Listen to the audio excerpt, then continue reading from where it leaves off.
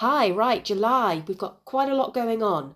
So we've got Gemini being invigorated and electrified by Uranus. Uranus is going to be changing signs from Taurus. It's been in Taurus now for about 7 years, and that's its usual time it spends in a sign.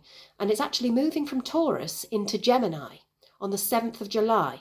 So it's going to be shocking for some. It's going to be surprising changes. It shakes things up wherever Uranus goes. This time, it's going to be a little bit happier in Gemini. So wherever you have Gemini, be ready for some surprising changes and shake-ups coming in. That will be mostly information-based. I'll talk more about that later on. However, the most important thing for today to talk to you about is the fact that Neptune is actually going retrograde, and that is happening today. And we're not going to stationing. We're not necessarily going to feel things straight away, but it has been changing signs in May from Pisces into Aries, which may have given us a feeling of a light up in our lives, like the start of a glow up, which I described as the spiritual warrior the last time we talked. And that indeed is now going backwards because it's only had a bit of a taste to what's to come. That new start in your life, wherever you have Aries, is where that very new beginning is starting. Something that might never have happened before for you, because Neptune will never have been in our lifetime in the sign of Aries before, because it takes 164 years to travel round the zodiac. So Neptune today is actually turning retrograde, which basically means it's going to be going backwards into Pisces. That's going to take a little bit of time. I will put the exact dates for you in the comments, but it will be travelling back, and it'll be going back through to 0 degrees, because currently Neptune is at 2 degrees. It made its way to 2 degrees of Aries, and it'll be making its way back to the 29th degree again of Pisces. As I said, the 0 degree first in Aries, and then it will, just as it's travelling, it'll enter back to this 29 critical degree of 29 degree Pisces, where perhaps you felt you'd already made these changes. You'd already started the new beginnings. But you will have felt perhaps that there is something left to clear out. What Neptune tends to do is to dissolve things. It dissolves the things that we need to dissolve in order for us to reach the higher frequencies of our nature, and the higher frequencies that our soul wants us to journey through in this lifetime. It's the place wherever we have Neptune in our charts, in our birth charts, it's the place where we are surrendering to. It's the place where our highest spiritual lesson is likely to be. It's the place where we surrender ourselves and sacrifice. It can be the place where we feel like we are a bit perhaps confused, because it can be a confusing time. Neptune has its high frequencies, and then it can also have its lower frequency. So we can consciously choose the higher frequency if we make that conscious effort to do so. So wherever Neptune is travelling for you, it will be in Aries right now, heading back to Pisces, and then it will re-enter Aries again on the 27th of January, and it will stay there then for the next 12 to 13 years. So it's a slow ebbing process, and it's going to unfold something new for you. Now, alongside that, as I spoke about in the last video, we've also got Saturn actually joining Neptune. So they've been sat side, not exact, not yet, but they are dancing together for quite a while. Saturn is the planet of reality, hard realities sometimes. It tells us the practical realities of things. It reins in, it gives us boundaries, it gives us dignity and grace and wisdom. It matures us.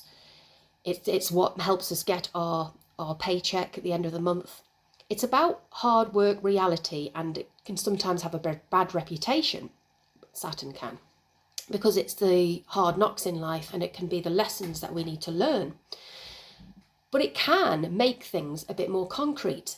So Neptune and Saturn working together is actually quite a nice combination, even though it's very odd, because they're completely opposite energies, because Saturn is what's here and now in the 3D, and Neptune is more 5-dimensional. It's where we dream our dreams, and then Saturn is what can make them come into a manifestation and make it a bit more real for us by asking us the hard questions. How much is it going to cost? How long is it going to take? Do you have the capacity for that?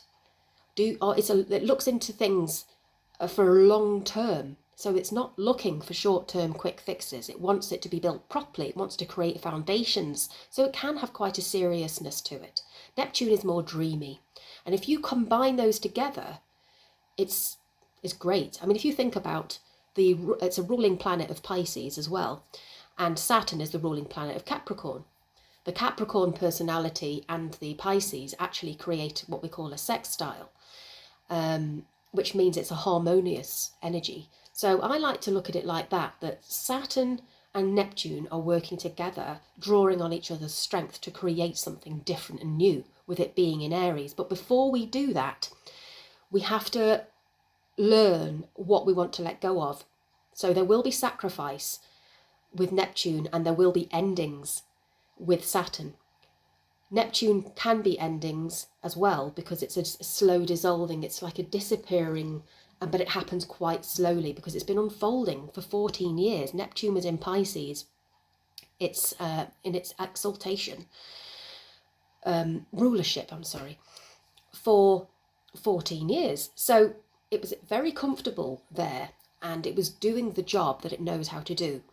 Now that Neptune and Saturn have moved into Aries and had a bit of a taste of that, it's realising actually it's less comfortable, but there's going to be more happening, and it's going to be fresh.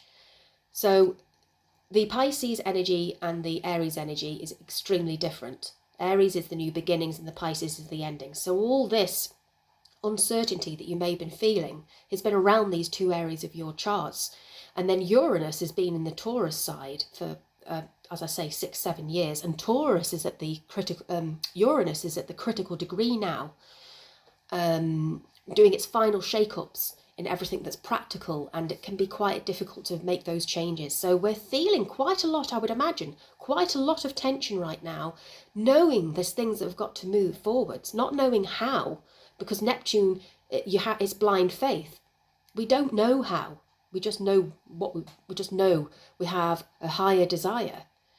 We want to move into something more expansive, something limitless.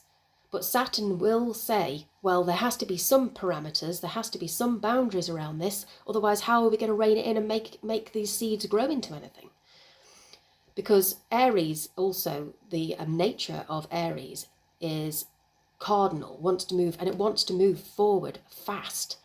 It's inspirational. So we're getting all these new inspirations, we've been having those, and now we're travelling back slowly but surely into Pisces to make those final changes, so that in 2026, when both Saturn and Neptune continue moving forwards back into Aries and will stay there, and Neptune will stay in Aries for the next 12 years or so, and Saturn is continuing its journey. It takes 2.5 years for Saturn to go through a sign.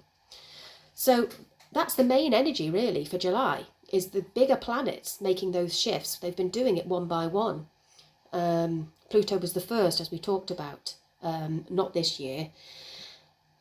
And now the last one to make its shift in terms of dipping its toe in is Uranus. So Uranus will be 7th of July. So wherever you have Gemini at 0 degrees, that's where the big breath of air is taking place, and it might feel like an awakening. So good luck with that. I may or may not be back in between to do some short recordings. I've got my children off from school now for the summer holidays. I would love to do them. I love communicating with you. I need it for an outlet for myself as well. I hope you get something from it. Any questions, feel free to ask.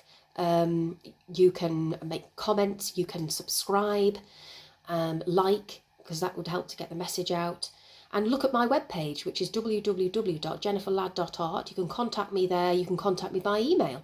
If you'd like a natal chart reading, if you're feeling confused right now, you're not sure where the energy is going, you're confused as to about anything really, perhaps I can help put you back on the map. And that would be by using your energy, and you can, it's a work that we do together. It's not me telling you who you are or what I think you should do. That's not where I'm at. For me, it's all about empowerment, self-empowerment. So, good luck, have a great month, and enjoy the changes. Bye for now.